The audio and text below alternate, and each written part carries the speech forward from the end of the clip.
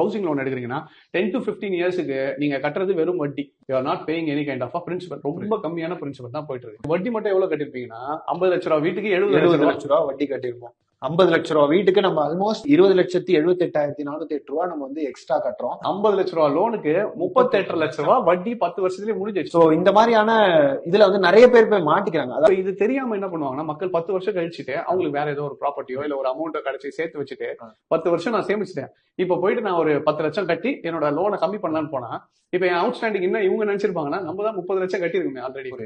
இது நான் வட்டி மட்டுமே 30 லட்சம், ரெண்டும் சேர்த்து பாத்தீங்கன்னா ஆல்மோஸ்ட் 50 lakhs தாண்டி இருக்கும். நம்ம தான் இவ்வளவு பே பண்ணிருக்கோமே. இப்ப மிஞ்சி போனா என்ன இருக்கும், ஒரு 10 லட்சமோ 20 லட்சமோ இருக்கும். ஒரு 10 லட்சம் கம்மி பண்ணி நம்ம கம்மி பண்ணா பேங்க்கோ இல்ல போயிட்டு பினான்ஸ் கிட்ட போகும்போது என்ன ஆகுனா, 10 வருஷம் கழிச்சு எவ்வளவு அவுட் ஸ்டாண்டிங்னா 50 லட்சத்துல இன்னும் 40 லட்சம் இருக்குன்னு. அப்ப என்னன்னா, ஃபர்ஸ்ட் உங்களுக்கு போறது எல்லாமே வட்டி மட்டும் தான். புரியுது. அதுக்கப்புறமா தான் உங்களோட அசலையே கட்ட ஆரம்பிக்கணும். இப்போ இது 25 வருஷத்துக்கு ஒருத்தர் லோன் போடுறாருன்னு வச்சுக்கோங்க. நிறைய பேர் வந்து இஎம்ஐ மட்டும் தான் பாக்குறோமே தவிர பிரின்சிபல் அண்ட் இன்ட்ரெஸ்ட் எவ்வளவு பே பண்றோன்றதை பாக்குறது இல்ல. நீங்க கட்டுற 40,000த்துல ஃபர்ஸ்ட் மாசம் இஎம்ஐல பாத்தீங்கன்னு வச்சுக்கோங்களேன், பிரின்சிபல் வெறும் 4,000 தான் கட்டிருப்பீங்க. ஆனா மந்த்லி இன்ட்ரெஸ்ட் மட்டும் 35,000 ரூபாய். முதல் வெறும் 4,845 ரூபாய் தான் கட்டிருப்போம். உங்க வீட்டுக்கு நீங்க கட்டினது வெறும் 4,800 ரூபாய் தான். ஆனா 35,000 ரூபாய் வட்டி போச்சு. நிறைய பேருக்கு என்ன தெரியலன்னா, ஸ்டார்டிங்ல என்ன முடிவு பண்றாங்கன்னா, சரி ஒன்னும் பிரச்சனை இல்ல, நம்ம இப்போ இது பண்ணுவோம், 10 வருஷம் கழிச்சு நான் ப்ரீ க்ளோஸ் பண்ணிடுவேன். இது நிறைய பேருக்கு தெரியாம தப்பு பண்ணிருக்காங்க, அதே டைம்ல மாட்டி இருக்காங்க. ஏன் சொல்றேன்னா, இப்ப இதே ஒரு 10 to 15 இயர்ஸ் வச்சுப்போம். இப்ப இதோட வேல்யூ 50 lakhs. இங்க இருந்து ஒரு 40 lakhsக்கு 50 lakhsல இருந்து 40 lakhsக்கு வர்றதுக்கே உங்களுக்கு எத்தனை மாசம், 127 மாசம், 120ன்னு வச்சுப்போம். 10 வருஷம் கழிச்சு நீங்க அப்பயும் வட்டி எவ்வளவு கட்டிட்டு இருக்கீங்கன்னா 30,000 ரூபாய் வட்டிக்கு தான் போகுது.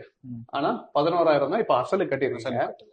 நீங்க ஆல்மோஸ்ட் வட்டி மட்டும் இந்த 10 வருஷத்துல, இப்போ வட்டி மட்டும் இந்த 10 வருஷத்துல எவ்வளவு கட்டிருப்பீங்கன்னா 38.5 லட்சம். வட்டி மட்டும் 10 வருஷத்துல நீங்க 50 லட்ச ரூபா லோனுக்கு 38 லட்ச ரூபா வட்டி 10 வருஷத்துலயே முடிஞ்சிச்சு. இப்போ இது தெரியாம என்ன பண்ணுவாங்கன்னா, மக்கள் 10 வருஷம் கழிச்சுட்டு அவங்களுக்கு வேற ஏதோ ஒரு ப்ராப்பர்ட்டியோ இல்ல ஒரு அமௌண்ட்டோ கிடைச்சி சேர்த்து வச்சுட்டு 10 வருஷம் நான் சேமிச்சிட்டேன், இப்ப போயிட்டு நான் ஒரு 10 லட்சம் கட்டி என்னோட லோனை கம்மி பண்ணலான்னு போனா, இப்ப என் அவுட் ஸ்டாண்டிங் என்ன இவங்க நினைச்சிருப்பாங்கன்னா, நம்ம தான் 30 லட்சம் கட்டிருக்கோமே ஆல்ரெடி. இது நான் வட்டி மட்டுமே 30 லட்சம், ரெண்டும் சேர்த்து பாத்தீங்கன்னா ஆல்மோஸ்ட் 50 lakhs தாண்டி இருக்கும். நம்ம தான் இவ்வளவு பே பண்ணிருக்கோமே. இப்ப மிஞ்சி போனா என்ன இருக்கும், ஒரு 10 லட்சமோ 20 லட்சமோ இருக்கும். ஒரு 10 லட்சம் கம்மி பண்ணி நம்ம கம்மி பண்ணா பேங்க்கோ இல்ல போயிட்டு பினான்ஸ் கிட்ட போகும்போது என்ன ஆகுனா, 10 வருஷம் கழிச்சு எவ்வளவு அவுட் ஸ்டாண்டிங்னா 50 லட்சத்துல இன்னும் 40 லட்சம் இருக்குன்னு. அப்ப என்னன்னா, ஃபர்ஸ்ட் உங்களுக்கு போறது எல்லாமே வட்டி மட்டும் தான். புரியுது. அதுக்கப்புறமா தான் உங்களோட அசலையே கட்ட ஆரம்பிக்கணும். சோ ஃபர்ஸ்ட் ஒரு ஹவுசிங் லோன் எடுக்கிறீங்கன்னா 10 to 15 இயர்ஸ்க்கு நீங்க கட்டுறது வெறும் வட்டி. You are not paying any kind of principal. ரொம்ப கம்மியான பிரின்சிபல் தான் போயிட்டு இருக்கு. நீங்க 15 வருஷம் கழிச்சு பல்கா எடுத்துட்டு போய் கட்டுறாங்கன்னா அதுல யூஸ் கிடையாது. அது கரெக்டான இதுவா பிளான் பண்ணிக்கலாம். அப்போ 25 வருஷம் இந்த லோன் கட்டி முடிக்கும் போது அதுக்கு வட்டி மட்டும் எவ்வளவு கட்டிருப்பீங்கன்னா 50 லட்ச ரூபாய் வீட்டுக்கு 70 லட்ச ரூபாய் வட்டி கட்டிருப்போம்.